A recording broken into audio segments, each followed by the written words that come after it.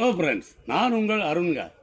தை திருநாள், தமிழர் திருநாள், பொங்கல் நல்வாழ்த்தினை கொண்டாடி கொண்டிருக்கக்கூடிய உலகமெங்கு இருக்கக்கூடிய தமிழர்களுக்கு என்னுடைய இனிய பொங்கல் நல்வாழ்த்துக்களை தெரிவித்துக் கொள்கின்றேன். உழைக்கின்ற வர்க்கத்துடைய திருநாள் தை திருநாள் என்பது விவசாயிகளுக்கு நன்றி செலுத்தும் விழாவாக தான் நம்ம எல்லாம் பார்க்குறோம். இந்த நாளில் ஒரு விஷயத்தை நம்ம கண்டிப்பாக எல்லாரும் பேசி ஆக வேண்டும். விவசாயி ஒரு நேரத்தில் நாட்டு விதைகளை வச்சுருந்தான், விதவத்தை அவனே வச்சுருந்தான், உற்பத்தி பண்ணிக்கிடுவான். இப்போ பார்த்திங்கன்னா விதவத்தை கடையில் போய் வாங்கக்கூடிய அவல நிலைக்கு நம்முடைய விவசாயிகள் போயிட்டாங்க.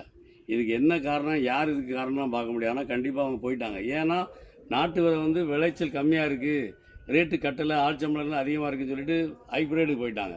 ஹைப்ரிட் போன அப்புறம் பார்த்திங்கன்னா இப்போ உங்களுக்கு மலட்டுத்தன்மை ஏற்படுது, இப்படி நிறைய விஷயங்களை சொல்லி மறுபடியும் இப்போ நம்ம மக்கள்லாம் நாட்டு பொருளை தேடி ஓடும்போது அவன்கிட்ட விதவத்து இல்லை.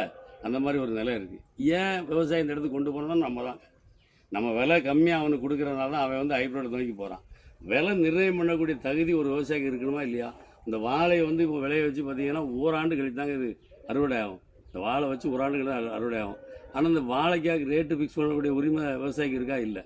ஒரு போண்டா பாருங்க, ஒரு மணி நேரத்தில் போட்டுடலாம். அந்த போண்டா ரேட்டை ஃபிக்ஸ் பண்ணுறது அந்த கடைக்காரர் பண்ணுறாரு. ஆனால் அந்த வாழை இந்த விவசாயம் இந்த கொலைக்கு விலை நிர்ணயம் பண்ண முடியாது. இந்த மாதிரி நிலை இருக்குது. கேட்டால் உணவு பொருள்னு சொல்லுவீங்க. ஒரு அடிப்படை விலை நிர்ணயம் பண்ணுமா இல்லையா? இதே நிலம் ஏற்பட்டால் அவன் பிற்காலத்தை விவசாயத்தை விட்டு வேறு தொழில் ஓடிடுவான். இன்றைக்கு இளைஞர்கள்லாம் கேட்காங்க, எனக்கு 1 ஏக்கர் இடம் வேணும், நான் ஒரு வேளாண் தோட்டம் அமைக்கணும், இயற்கை வேளாண் தோட்டம் அமைக்கணும்னு சொல்கிறாங்க. எதுக்கு? பயம் வந்திருக்கு. உணவை ஒழுங்காக சாப்பிடணும், நாட்டு உணவு சாப்பிடணும்னு நினைக்கிறாங்க. என்ன காரணம்? நீங்கள் அடிப்படை ரேட்டு கொடுங்க. நாட்டு விதையை உற்பத்தி பண்ணக்கூடியவனுக்கு ஒரு விலை வைங்க. கண்டிப்பாக எல்லாரும் மறுபடியும் நாட்டு விதையை தேடி ஓடியாருவான். நம்மளும் நோய் நொடி இல்லாமல் நல்லா ஆரோக்கியமாக இருக்கலாம். இதே நிலைமை ஏற்பட்டுதுன்னா கண்டிப்பாக விவசாயத்துட்டு வேறு இடத்துக்கு போகிறாங்க.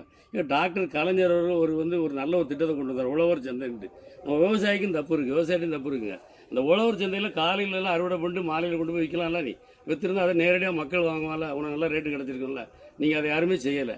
அப்புறம் பார்த்தீங்கன்னா நம்மளும் அதை வாங்க போகிறதுக்கு விரும்பலை. நம்ம மக்கள் என்னென்னா, இப்போ அங்கே போனீங்கன்னா விவசாயம் என்ன வச்சுருப்பான், நம்ம பகுதி விவசாயி ஒரு கத்தரிக்காய், மொச்சைக்காய், அப்புறம் பாவைக்காய், இந்த மாதிரி ஐட்டம் வச்சுருப்பான். நீ எல்லாம் இங்கிலீஷ் காய்கறி வாங்கினக்காண்டி அந்த கடைக்கு போகிறீங்க தவிர இவங்ககிட்ட போகாதனால தான் நீ இப்போ நஞ்சை சாப்பிட்டுட்டு இருக்க. வேறு வழி இல்லை. இதே நிலை ஏற்பட்டால் நஞ்சை சாப்பிட்டு நம்ம பிள்ளைங்க வாரிசே அழிஞ்சு போங்க. மலட்டுத்தன்மை ஏற்படுவது உறுதி. அதனால் இந்த திருநாளில் கண்டிப்பாக உழவனுக்கு நன்றி செலுத்த விழாவில் கட்டாயம் அவனுக்கு ரேட்டு மினிமம் ரேட்டு ஃபிக்ஸ் பண்ணணுங்க.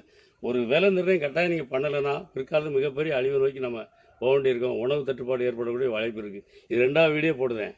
நீங்கள் வீடியோ போடும்போது கூட நீங்கள் யாருமே இதை போன ஆண்டு போட்டதுக்கப்புறம் இப்போ இந்த ஆண்டு பதிவு இதை கண்டுகொள்ளாமட்டால் நாம தான் கஷ்டப்பட போகிறோம். நன்றி.